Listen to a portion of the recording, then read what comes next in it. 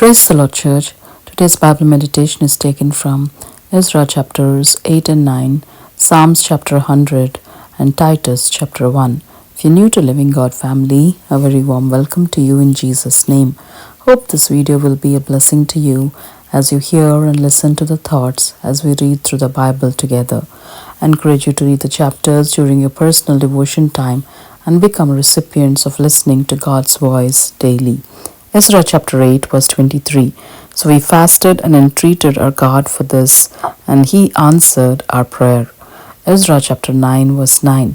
For we were slaves, yet our God did not forsake us in our bondage, but he extended mercy to us in the sight of the kings of Persia, to revive us, to repair the house of our God, to rebuild its ruins, and to give us a wall in Judah and Jerusalem. Psalms chapter 100 verse 3. Know that the Lord, He is God. It is He who has made us, and not we ourselves. We are His people and the sheep of His pasture. Titus chapter 1 verse 9.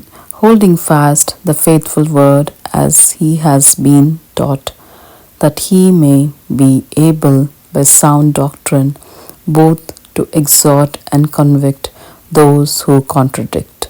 God the Almighty, our Heavenly Father, delivers us from bondage and restores us. God the Almighty heard the prayers offered by Ezra and people of Judah as they fasted and prayed, and God restored the remnant and their city, and the temple of God was rebuilt. Prayer brings victory even when we don't see it happen immediately. A whisper into God's ears will give us great gains if we believe.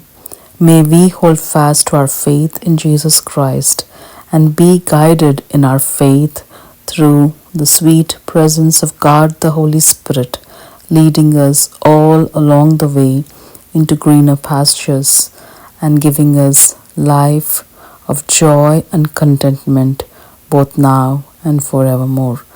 Thanks be to God for the gift of salvation. Praise be to our wonder-working God. In Jesus' name, amen. Thank you for the privilege of your time in watching the videos and being part of Living God community.